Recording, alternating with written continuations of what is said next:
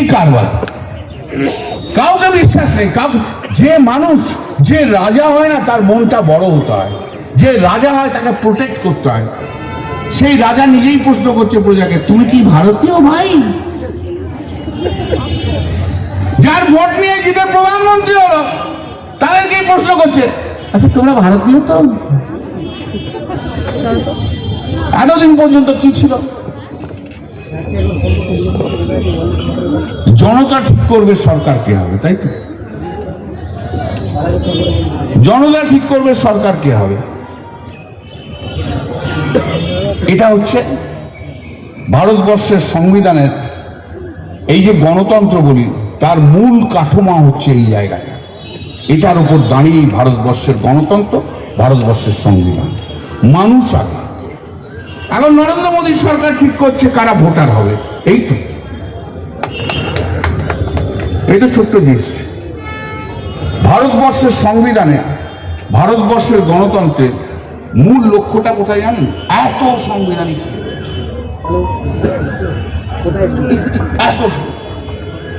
তার মূল লক্ষ্যটা হচ্ছে ভারতবর্ষের মানুষের কল্যাণ করা, ওয়েলফেয়ার করা। এটাই হচ্ছে মূল লক্ষ্য।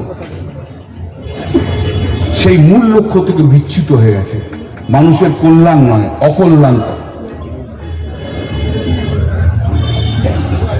এত ক্ষমতার লোভ, এত অ্যারোগেন্ট, আনবিলিভেবল অ্যারোগেন্ট। ইংরেজিতে একটা কথা আছে, অ্যাবসলিউট পাওয়ার করাপ্টস অ্যাবসলিউট। প্রচুর ক্ষমতা তাকে কোরাপ্ট করে। কোরাপ্ট মানে শুধু টাকা না, কোরাপ্ট মানে ক্ষমতার যখন অপব্যয় করা হয় তাকেও বলে কোরাপ্ট। আজকে সেই জায়গায় ভারতবর্ষ দাঁড়িয়ে আছে। এই ক্ষমতা তো পণ্ডিত জওয়াহরলাল নেহরুর ছিল, এই ক্ষমতা তো মনমোহন সিং এরও ছিল। কই, তারা তো ক্ষমতার অপপ্রয়োগ করে ভারতবর্ষের মানুষকে 10 বছরের লাইনে দাঁড় করায়নি।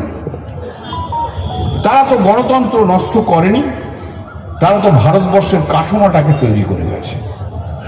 পণ্ডিত জওয়াহরলাল নেহরু তো প্রতিদিন গালাগাল দেয় পার্লামেন্টে।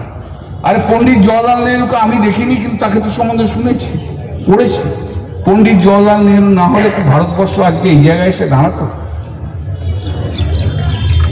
কিভাবে এই দেশ গণতান্ত্রিক পদ্ধতিতে চলবে তার কাঠামোটাকে তৈরি করে দিয়ে গেছিল পণ্ডিত জওয়াহরলাল নেহরু, ডক্টর বি.আর. আম্বেদকর। আর আজকে সেখানে তুমি আঘাত করছো। যে মানুষ মারা গেছে সেই মানুষের সম্বন্ধে সমালোচনা বলে কি ভালো লাগলো?